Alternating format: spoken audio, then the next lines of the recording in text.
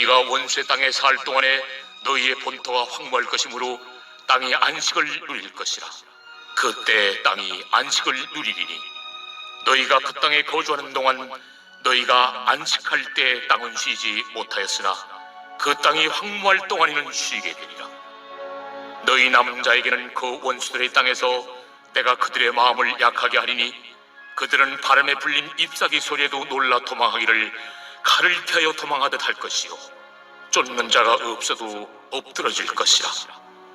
그들은 쫓는 자가 없어도 칼 앞에 있음같이 서로 짓밟혀 넘어지리니 너희가 원수들을 맞설 힘이 없을 것이요 너희가 여러 민족 중에서 망하리니 너희의 원수들의 땅이 너희를 삼킬 것이라. 너희 남은 자가 너희의 원수들의 땅에서 자기의 죄로 말미암아 쇠잔하며 그 조상의 죄로 말미암아 그 조상같이 쇠잔하리라. 그들이 나를 거스른 잘못으로 자기의 죄악과 그들의 조상의 죄악을 자복하고 또 그들이 내게 대항함으로 나도 그들에게 대항하여 내가 그들을 그들의 원수들의 땅으로 끌어갔음을 깨닫고 그 할례받지 아니한 그들의 마음이 낮아져서 그들의 죄악의 형벌을 기쁘게 받으면 내가 야곱과 맺은 내 언약과 이삭과 맺은 내 언약을 기억하며 아브람과 맺은 내 언약을 기억하고 그 땅을 기억하리라. 그들이 내 법도를 싫어하며 내 규례를 멸시하였으므로 그 땅을 떠나서 사람이 없을 때 그 땅은 황폐하여 안식을 누릴 것이요 그들은 자기 죄악의 형벌을 기쁘게 받으리라.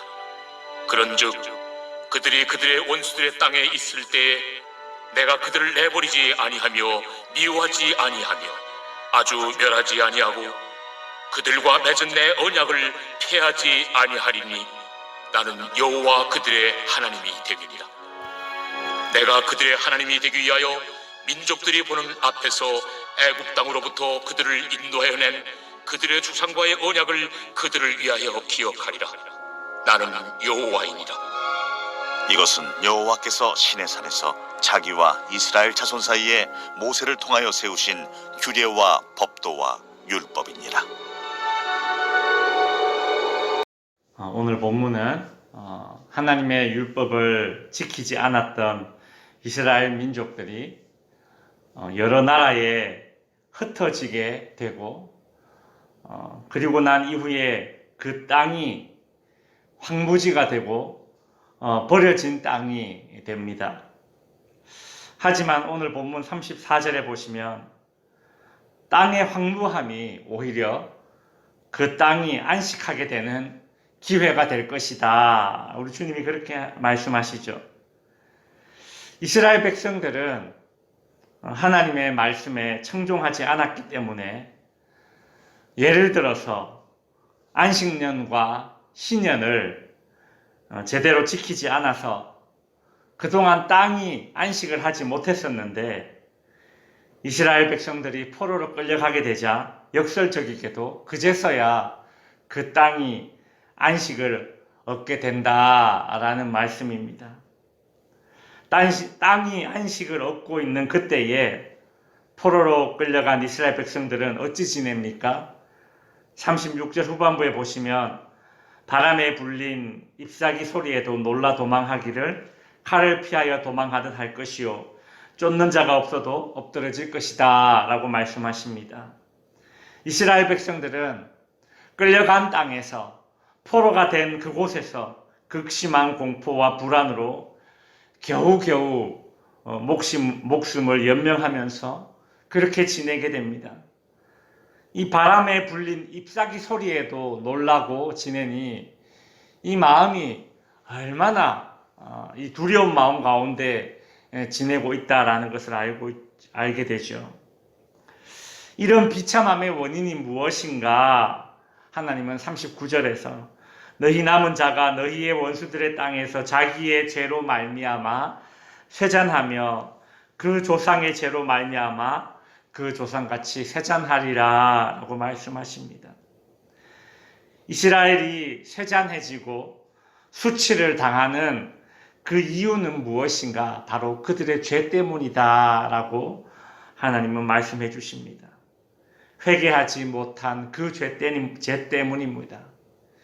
기회가 여러 차례 주어졌으나 회개할 기회를 하나님이 틈틈이 주셨지만, 끊임없이 주셨지만 이스라엘 백성들은 그 회개할 기회를 붙잡지 못했습니다.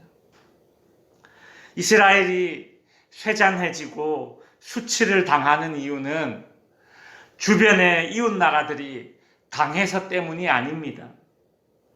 하나님 나라의 백성들이 이 땅을 살아갈 때에 세상에서 가난하고 못 배우고 약해서 수치를 당하는 것이 아닙니다. 하나님 나라의 백성들이 이 땅에서 언제 수치를 당하게 되는가? 하나님의 말씀을 가볍게 여기는 죄 때문에 수치를 당하게 되는 것입니다. 반대로 하나님 나라의 백성들은 하나님의 말씀대로 살기만 한다면 세상에서 다른 이유로 수치를 당할 것이 없게 된다라는 그 뜻이 되겠지요. 하나님의 백성들에게 닥친 이 문제의 해답은 오로지 하나님이십니다. 하나님만이 하나님의 백성들에게 닥친 모든 문제의 답이 되는 것입니다. 우리 인생의 문제는 하나님 안에서 찾아야 되는 것입니다. 이스라엘 백성들을 향한 수많은 예언들, 이런 저주에 대한 경고의 말씀들, 이것들은 이스라엘 백성들을 망하게 하려는 것이 아니라 살리려는 것, 즉 회복이 그 목적입니다. 그래서 언제나 경고의 말씀이 주어지고 난 이후에는 항상 회복의 말씀도 함께 주십니다. 우리가 선지서를 읽어보면 항상 그런 패턴으로 기록되어 있음을 알 수 있습니다. 오늘 본문에 이제 40절부터 그렇게 분위기가 이제 확 바뀌는 것을 볼 수 있습니다. 마치 칠흑 같은 어둠이 지나고 새벽 미명이 밝아오는 것 같은 그런 분위기의 전환이 있습니다. 41절 후반부에 보시면 그 할례 받지 아니한 그들의 마음이 낮아져서 그들의 죄악의 형벌을 기쁘게 받으면, 자신들의 죄악의 형벌을 기쁘게 받는다는 말은 하나님의 징계를 불평하기보다 그 징계가 자신들의 죄 때문임을 알고 달게 받아들이는 겁니다.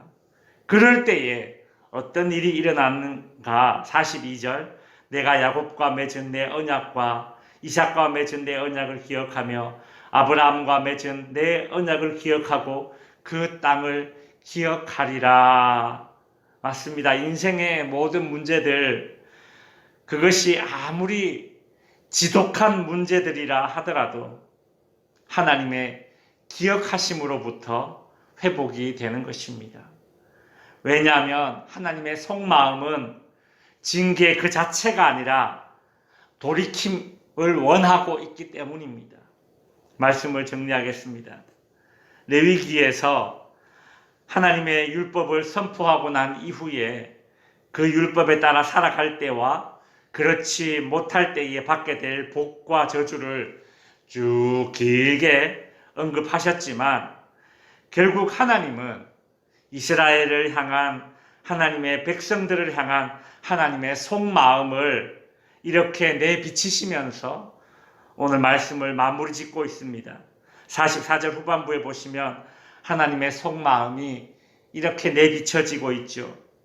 내가 그들을 내버리지 아니하며 미워하지 아니하며 아주 멸하지 아니하고 그들과 맺은 내 언약을 폐하지 아니하리니 나는 여호와 그들의 하나님이 됨이니라. 아멘. 성도 여러분, 우리의 삶에서 우리가 겪고 있는 모든 일들은 우리를 하나님의 거룩한 백성답게 그렇게 살게 하시려는 하나님의 목적에 이끌리는 삶임을 믿으시기 바랍니다. 그래서 하나님의 말씀에 가벼운 걸음으로 기쁜 마음으로 순종할 수 있는 저와 여러분이 될 수 있기를 주님의 이름으로 축원드립니다. 기도